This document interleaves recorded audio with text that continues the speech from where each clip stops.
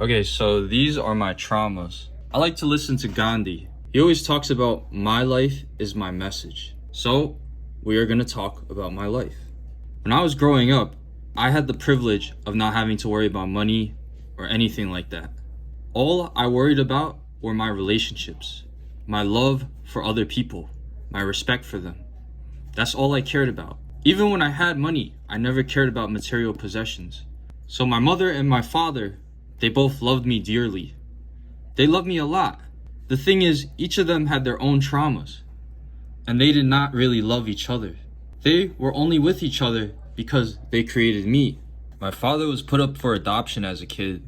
He ended up experiencing several families that abused him.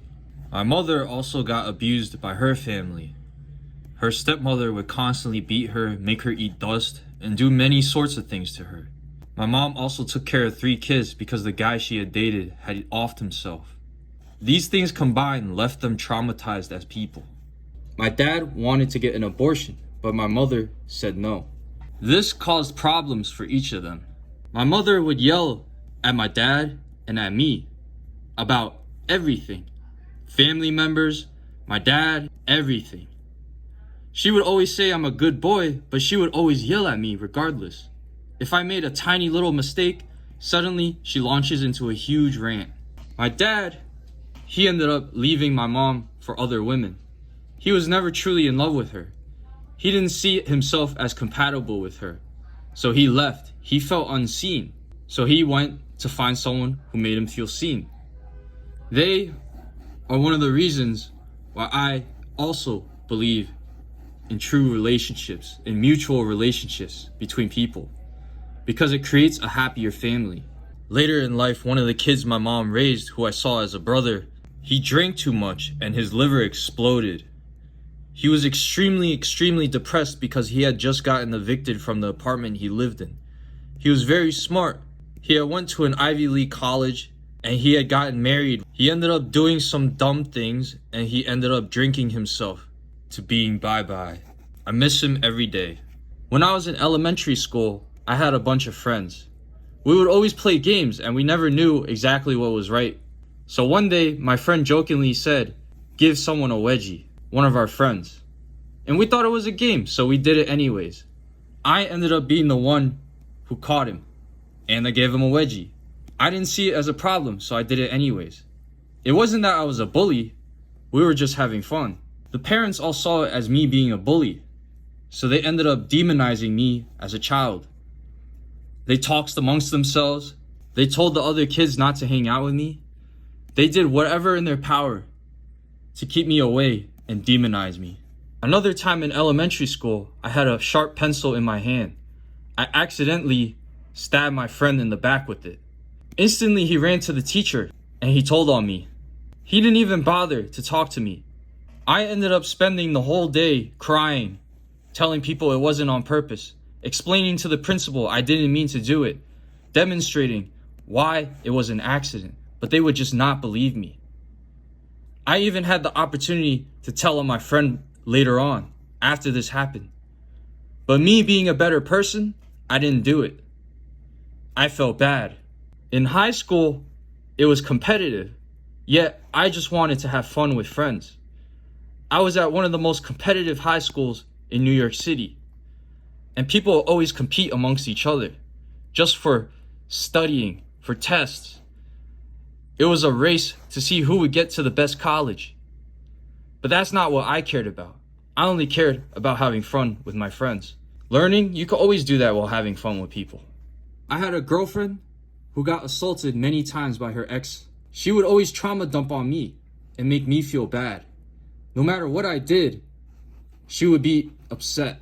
I would try my best to make her happy, but all it did was make me depressed. She ended up cheating on me with my best friend.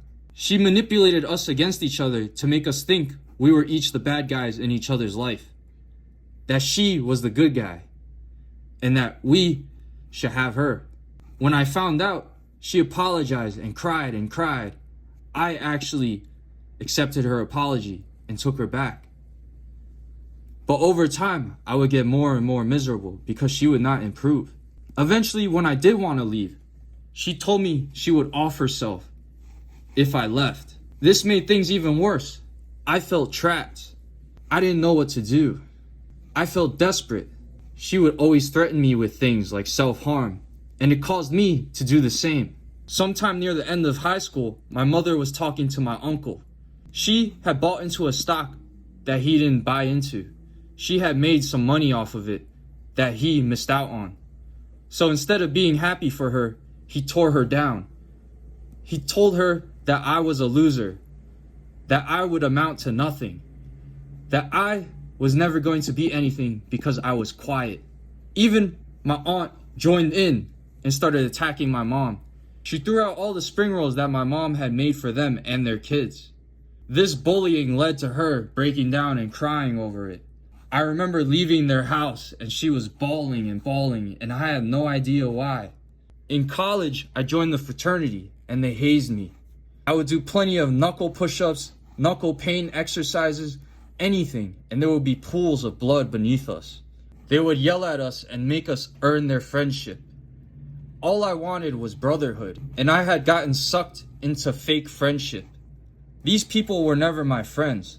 All I wanted was more friends and brotherhood, but we ended up fighting other fraternities. It caused a lot of hate amongst us and other people that was unnecessary. I would always be tired of this constant fighting and bickering and talking badly about one another. It was exhausting. When I was younger, I had a lot of friends who would say the N-word with the hard R and make fun of it, jokingly. The way I learned this word was through my black friend. Him at the time, he told me what this word was when I was a little boy. So when I was high on weed one time, I said the word to my Korean friend. I didn't mean it as a hateful word. I was saying it jokingly as an insult, as a roast. But I realized it was too late. Another bro in my fraternity, he was black and he had heard it. It had hurt his soul when I said it. I realized my mistake instantly and I tried to apologize. I told him I was sorry, I didn't mean it like that. So many people had desensitized it to me that I had said it so easily as a joke.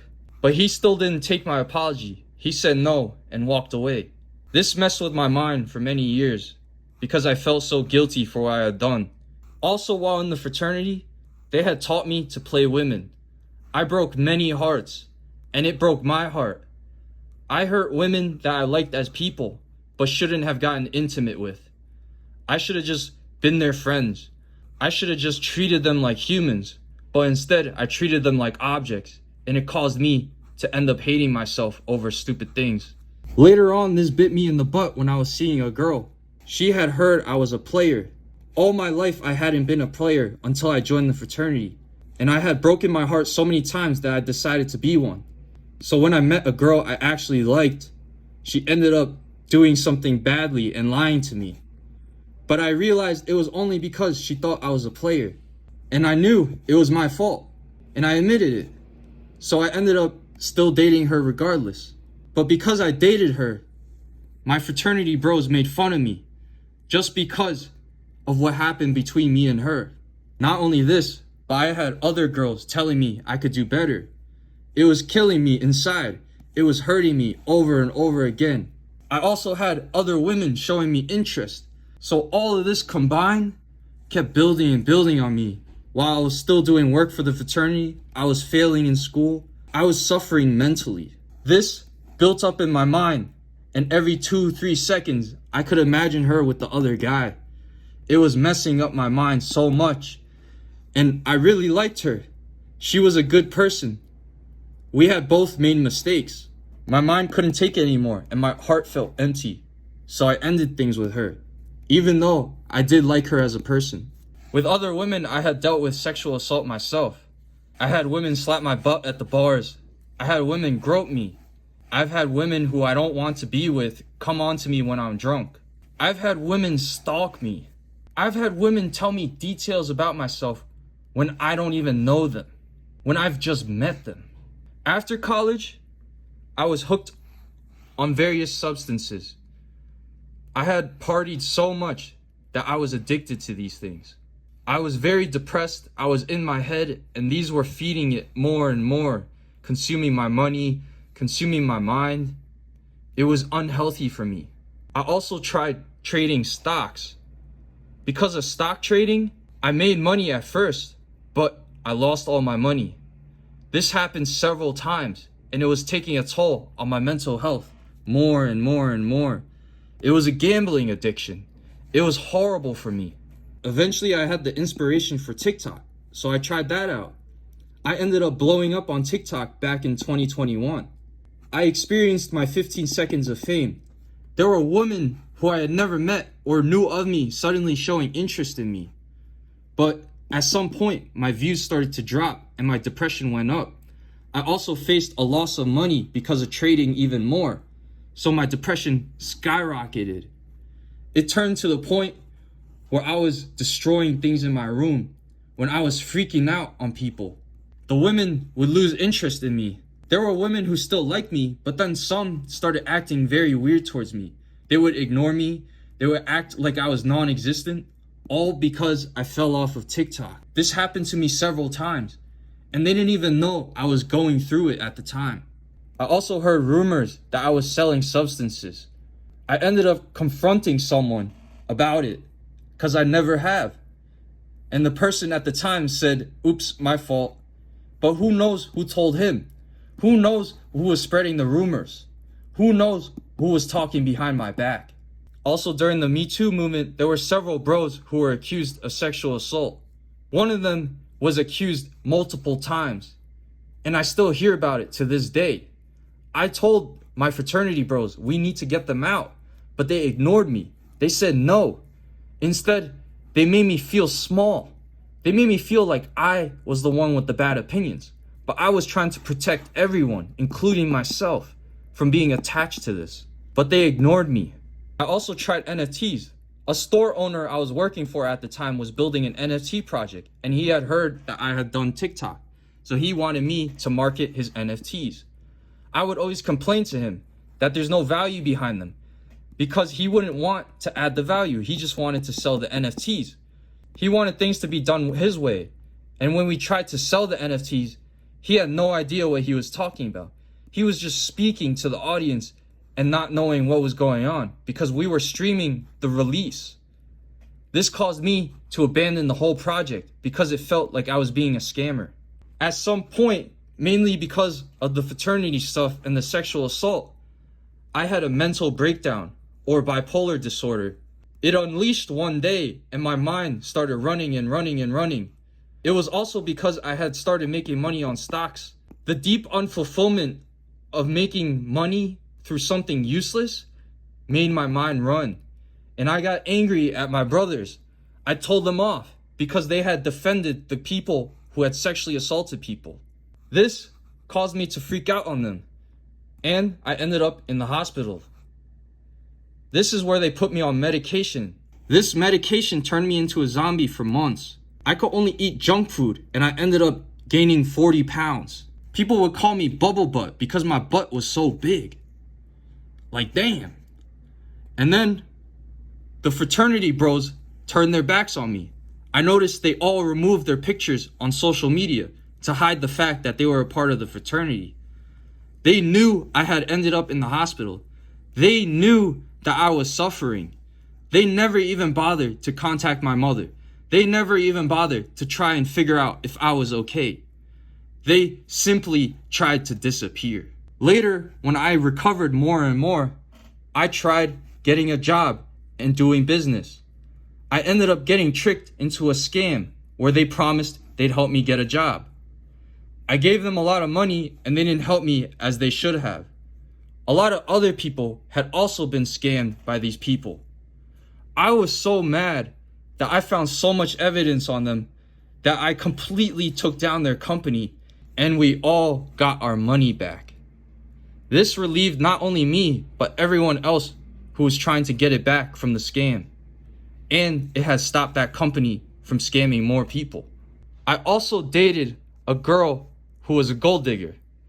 All she cared about was me, provider, give me. At the time, I had decided I would unconditionally love women as humans, but I was a fool.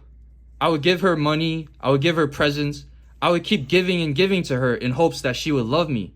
But I realized this did not work. She would in fact lose respect for me and suddenly lose interest in me as a person. I could tell over time she was losing more and more interest in me. She was clearly talking to other dudes, and I even ignored other women for her. It was simply out of respect for her, but I didn't think she would be this shallow. Eventually, I went into another mental breakdown and ended up in the hospital again. But this time, I was left shaking nonstop for 2 months. It was like being the opposite of a vegetable, but you can't stop shaking. You keep shaking and shaking and shaking. As soon as you wake up, you're shaking. You can't sit down, you're shaking. You can't lay down, you're shaking. I told my mom every day that I wanted to off myself, and she would be crying and crying and crying, saying, no, don't do it, because I wasn't sure when this would end. They never made it clear when it would end. Even the girl that I was seeing, the gold digger, she did not care that I was suffering. She wanted me to take her to a hair salon. And when I asked her what her intentions were with me, all she did was blow up on me and say, you not giver, bye. And she left me in the dust in this condition. So while I was suffering, my health was completely destroyed, and all I should have thought about was myself and my health. All I could think about was, how can I make money? Because I feel useless without it. Am I not worth it? Am I not worthy because I don't have money? Am I useless? Eventually, my mom found the right doctor. I stopped shaking. I recovered. I started working out. I worked on my mental health. I started loving myself again. And this is when I started understanding unconditional love, the courage to love no matter what happens, respecting everyone and everything, and doing your best. Because no matter what happens in your life, it's never a reflection of you. It's a reflection of all the other people in your life. It's their trauma being projected onto you. But by loving yourself and loving everyone and respecting it all, you realize you are just human. You are great. You are humble. You are proud. You learn to live and love and laugh. Now I enjoy life because all I care about is my health. I don't care about my finances. I don't care about my status. I don't care about anything except love and respect. That is all I care about. If I look at a homeless person, all I see is a child that's hurt, that's wounded, that's been through lots and lots of trauma, that needs to be loved, that needs to be shown respect. I can't look down at anything or anyone anymore. What truly matters are the relationships you have with others, the relationship you have with yourself. That is what matters. Always be loving, no matter what happens. These traumas weren't even that bad. At the end of the day, I'm actually grateful for all the suffering that I've gone through because it's grown me into the person I am today. It leaves me more fulfilled than anything because I only see failure as growth. I only see pain and suffering as growth. I've learned to love every part of me, my weaknesses, my strengths, things I could work on, my future self, my past self. I've learned to love myself unconditionally. And this is what truly makes me happy. Subscribe for more. Drizzle. Take care.